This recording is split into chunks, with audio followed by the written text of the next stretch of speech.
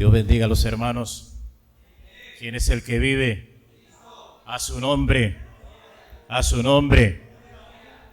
Oh, gracias una vez más que estamos aquí. Hay un tema recurrente en esta mañana y ahora el hermano Miguel lo compartía. Decía él memorizar un texto bíblico. Yo creo que era ayer que hablaba con alguien que siempre estoy todos los días atento a esas personas, alimentándoles con la palabra, o cuidando, aconsejando. Y una de esas personas, creo que fue ayer, me decía, es que yo no entiendo la Biblia, yo no entiendo la palabra. Y le decía, pues hay que pedir sabiduría al Señor para comprenderla. Él es el único que nos puede guiar. El Espíritu es el que guía a toda la verdad. Y mi recomendación para toda persona que le invito a leer la palabra de Dios, y también para usted, mi hermano de la iglesia de Betania, mi familia, es que si no comprende algo de la palabra de Dios, no se preocupe, en su momento usted lo va a comprender. De eso vamos a hablar en esta mañana. Y por favor, una recomendación personal: no le pregunte a nadie, no le pregunte a otro, pregúntele a su pastor. Si él no conoce, no tiene la respuesta en el momento, en su momento lo da, pero no pregunte a otra persona, porque esa otra persona lo que puede es muy fácilmente torcer las escrituras y usted queda con una palabra torcida entonces en su corazón. Tranquilo, que en su momento Dios le enseñará lo que ha de conocer. Amén. Es una recomendación personal, guárdela, y por experiencia le digo que así es. Mire lo que está ocurriendo en CRT. Yo le voy a decir, eso no va a cambiar, hermano. Créame, o sea, las muertes las va a haber.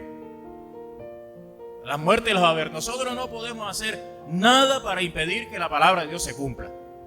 Créame que así es.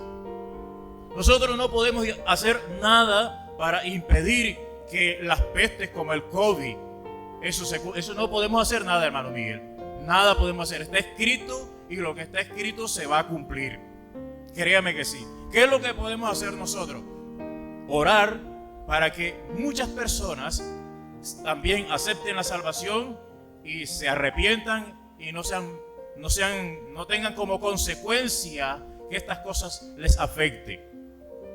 Nuestra familia, a nuestros amigos, a la persona al vecino, a todo el que podamos indicarle que todas estas cosas se van a cumplir, pero Dios tiene un compromiso con aquel de preservar la vida, de preservar la salud de aquel que ha sido marcado con la sangre del Cordero.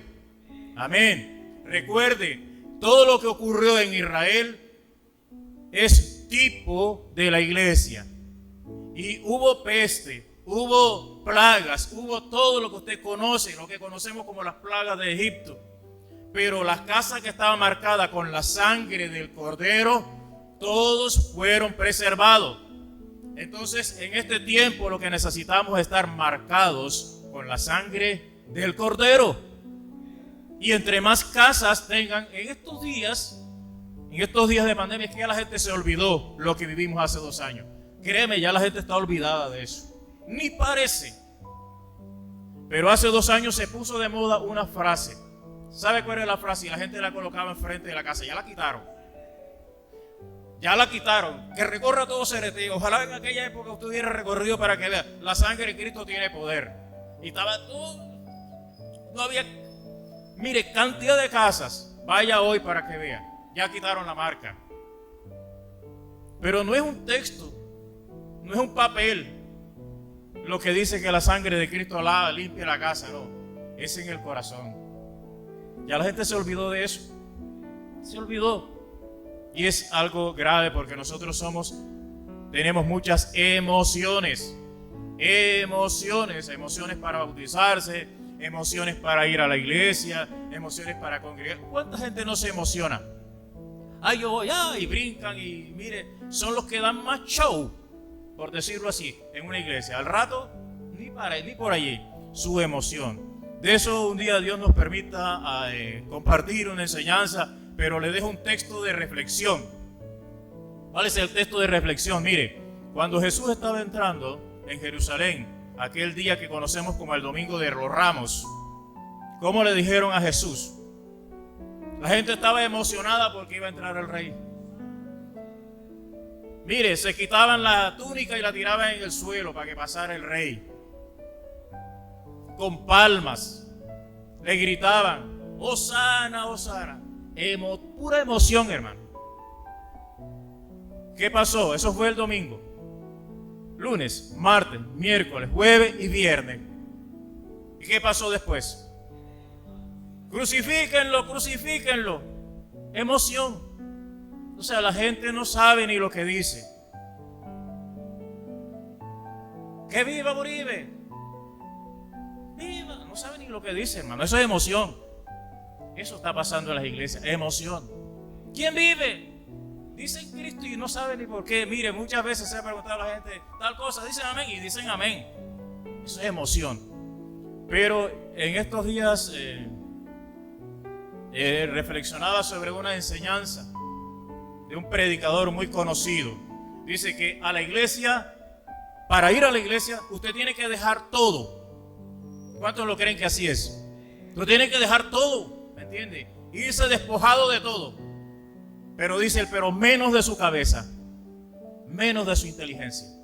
Porque Dios demanda un culto racional. Sea vuestro culto racional. Si han leído eso en la palabra de Dios. O sea, nuestro culto es con la cabeza, con el intelecto, con el raciocinio. Saber lo que estamos haciendo. Por eso, entre más usted conoce de la palabra de Dios, entre más usted conoce del Señor, entre más se está metiendo en el Espíritu, sus emociones tienen menos control sobre usted. Y usted se goza en la palabra de Dios. Queremos una iglesia menos emocional, pero más espiritual. ¿Cuántos dicen amén a eso?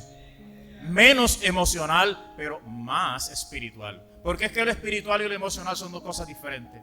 No siempre el que salta más es más espiritual. No siempre el que grita más en la iglesia es más espiritual. No siempre el que da más salto es más espiritual. Ni siquiera el que más habla en lengua nunca siempre es más espiritual. Algunas veces son lenguas aprendidas. El apóstol Pablo dijo, no hay alguien que... Yo doy gracias a Dios que yo soy uno de los que más habla en lengua.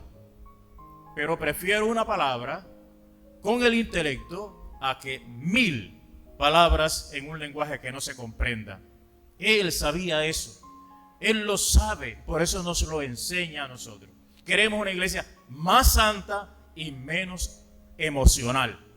Más santificación, menos emoción. Mano, porque cuando la iglesia se mueve con las emociones, le gritan por allá y para allá se va. Pero cuando está santificada en la palabra, pueden gritarle por allá y aquí está firme. Duro, ¿verdad? Dura palabra esa.